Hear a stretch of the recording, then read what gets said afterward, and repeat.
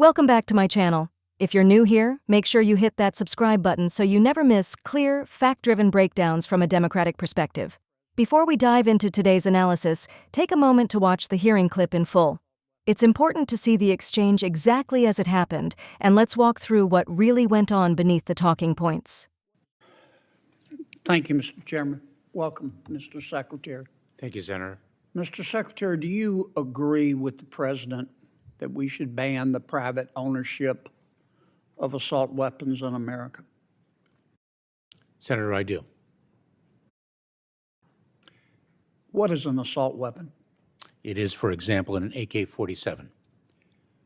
Can you give me a definition other than just pointing to a specific weapon? Would there be other weapons besides an AK-47 you would ban? There very well are, and I remember when I was a federal prosecutor in the Central District of California from September 25th, 1989 to, I believe it was April 2001. And I thank you for your service, but if you could answer my question. The vast majority of law enforcement officers, leaders with whom I worked were greatly in support of the assault weapons ban. Mr. Chairman, you know why we get so frustrated with you? Because you won't give straight answers. I think I just did. No, you didn't. No, you didn't. Do you have a definition of an assault weapon? I am confident there is a technical definition of what is an assault weapon, and it was assuredly used in the context of the statute that previously existed banning assault weapons. Mr. Secretary, our southern border is not secure, is it? Senator, I have spoken about this. I believe I've addressed this earlier in the hearing. Why don't you address it again? Of course. Let me share with you a few things. Number one, when I speak of the security of the border, I am speaking of maximizing the resources we have to deliver the most effective results. So let me assure you that we are doing secure so. because we're trying to secure it. Are we succeeding? Senator, we are so focused on the security of our southern border. We are doing so much with respect to the surge of personnel. How you're not succeeding? Oh, Senator, let me share with you that the challenge of migration that we are experiencing at our southern border is not exclusive to the United States. It is something that is gripping the entire hemisphere. But my job is to worry about the United States, as is mine. As is mine. And here's my question. Let me try to rephrase it. And I really do wish, I understand the position you're in, but you really should try to do a better job of answering the questions. Under the Biden administration, we have the most encounters. We have had the most encounters with people attempting to come into our country illegally in the history of ever. Under the Biden administration, we have had the most people entering our country illegally in the history of ever. Under the Biden administration, we have had the most gotaways at our southern border in the history of ever. Under the Biden administration, we have had the most number of people entering our country under a claim of asylum, having that claim turned down and still not being deported in the history of ever. And under the Biden administration, we've had the most fentanyl coming into our country in the history of ever. How can you possibly say the southern border is secure? I understand your answer that you're trying, but I'm not asking about your efforts. I'm asking about the results. Well, let's talk about the results then, Senator. Do you know that last year we expelled and removed approximately 1.4 million people from the southern border? I believe that's the most ever. Do you realize that we are focused on enforcing our laws to achieve the security of the southern border? I know you're focused, Mr. Chairman, or Mr. Secretary, but you're not succeeding. Senator, and when you come testify to us, you talk about how you're trying really hard. And I don't have any way to disprove that. I accept that statement in good faith. but the numbers belie that.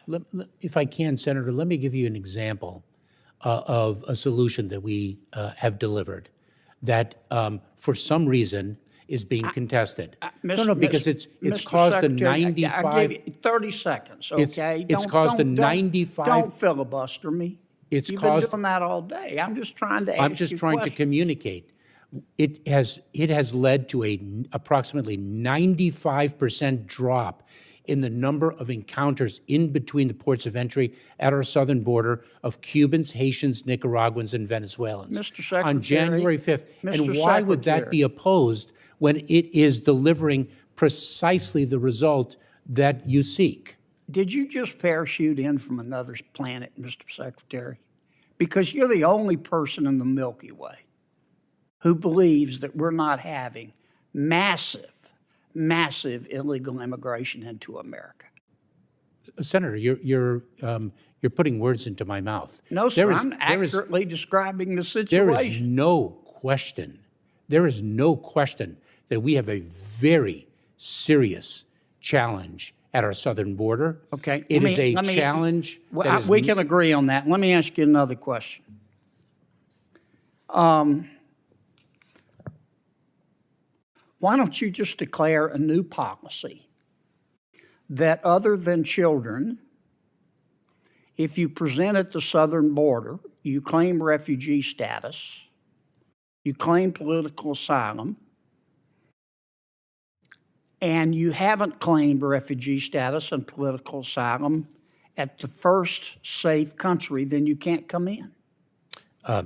Senator, so first of all, when one presents at the border, it's an asylum claim, not a refugee. But why don't you do that? Why don't you just claim. unilaterally declare that a safe third country policy? It would work. You can't come into America. If you're coming from Venezuela and you come through Mexico, if you didn't claim asylum in Mexico, you can't come here. You have to leave. Why don't you just do that? Well, Senator, let me give you an example with respect to Mexico. A safe third country agreement, let's hypothetically assume. You don't have to have an agreement with Mexico. Yes, you do. No, you don't. I believe you do, Senator. No, you don't. Other countries don't do it. Just adopt a policy that says, except for children, because you don't want to send children back by themselves. Just adopt a new policy that if you didn't seek asylum in the first safe third country, you can't come in, period. Senator, are you aware of the notice of proposed rulemaking that we issued, the comment period of which closed yesterday? You've had 2 years to adopt a policy like I just described. Why haven't you done it? So, Senator, what we have done is haven't you done that? We have surged enforcement resources.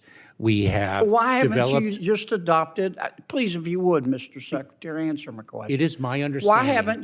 Why haven't you adopted unilaterally a safe third country policy that would stop, except for children, all the folks from the Northern Triangle countries, all the folks from Venezuela, all the folks from Cuba, all the folks from the Middle East from coming into our country? Why haven't you done that? Senator, it's my understanding that those are two things. It is my understanding that those agreements do require you don't have to have an agreement with anybody. It can be a policy established by the Department of Homeland Security. Senator, I'd have to review the. You haven't reviewed that? You haven't considered that possibility? Let me finish, if I may. Sure. I would have to review the legal underpinnings of your assertion. Well, you better get reviewing. And I also you ought to get reviewing. This is the first time that's occurred to you. I also do not think that that is sound policy. You don't think this is the first time that's occurred to you? I also do not think that that is sound policy, that we should shut down our entire asylum system. I didn't say shut down the entire asylum system. I said safe third country. All you have to do, Mr. Secretary, if you're really serious, and it's beginning, frankly, to appear that you're not, is adopt a policy that says we're not seeking anyone's agreement. We don't have to.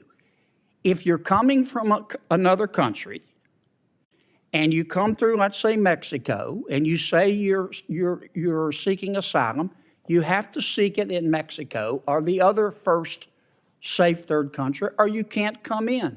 Period. Done. End of story.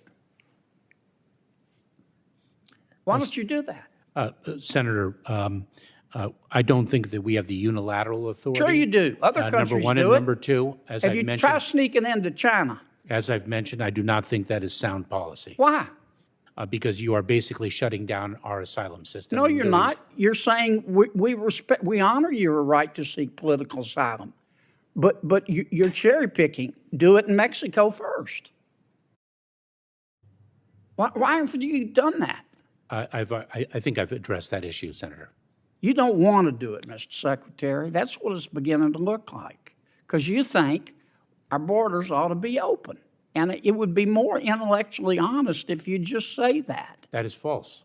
I don't agree with you. You have to watch up here what people do, not what they say, and everything else is just cottage cheese.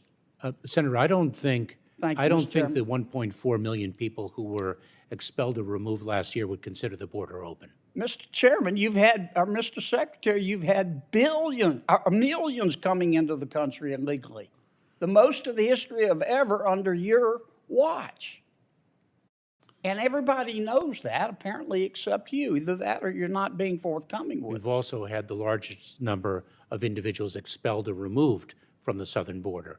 And if one takes a look at the apprehension and encounter numbers, and then the removal numbers, one would have a different view. If you do the safe third country policy, that'll solve half of your problem right there. Thank And you, you're Senator. not denying anybody asylum. Thank you, Senator Kennedy. Senator Ossoff. Thank you, Mr. In today's hearing, Senator John Kennedy came in swinging at Homeland Security Secretary Alejandro Mayorkas, but what unfolded showed a different story. While Kennedy pushed political talking points, Mayorkas repeatedly tried to bring the conversation back to facts, law, and real-world solutions. Let's break down what actually happened. During the exchange, Senator Kennedy opened with a familiar Republican line, attacking President Biden's stance on assault weapons. He demanded a definition, not to understand policy, but to score a political moment. Secretary Mayorkas attempted to answer directly, naming common examples like the AK-47 and referencing long-standing federal definitions. But Kennedy kept interrupting, creating the impression of evasiveness where none existed. The pattern continued when the discussion shifted to immigration.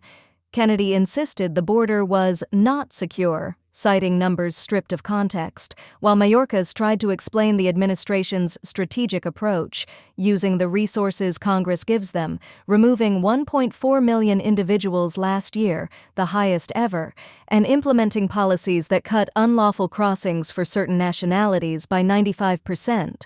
But instead of engaging with results or policy details, Kennedy leaned on well-worn talking points, ignoring global migration trends, rejecting factual corrections, and pressuring Mayorkas to endorse simplistic solutions that violate U.S. and international law. A key moment came when Kennedy demanded that DHS unilaterally impose a safe third country rule, even though such a policy requires agreements with partner nations and is widely recognized as legally questionable and operationally unsound. Mayorkas attempted to explain these legal constraints, but Kennedy cut him off repeatedly, attempting to corner him into an answer that would fit a predetermined narrative. What became clear was this: Kennedy came for the political clip. Mayorkas came to talk policy. While Kennedy accused him of not caring, the data shows the opposite. Record expulsions, targeted enforcement, legal guardrails, humanitarian protections, and active efforts to reduce unlawful crossings. And despite Kennedy's dramatics, even he acknowledged one thing by the end: the situation at the border is a challenge, not a conspiracy, not an open border fantasy, but a global issue requiring real solutions, not partisan theater. This hearing exposed the contrast between governing and grandstanding. Democrats are working within the law to modernize the system, strengthen enforcement, and manage unprecedented global migration. Republicans like Kennedy prefer soundbites and sensationalism over strategy and solutions. Viewers should pay attention not to who can shout the loudest, but who actually understands how immigration law, international agreements, and enforcement policy work in the real world. If America wants real progress at the border, it will come from serious policy, not from viral clips crafted for political gain. If you want deeper breakdowns like this, clear, factual, and focused on real solutions, make sure to subscribe and stay informed.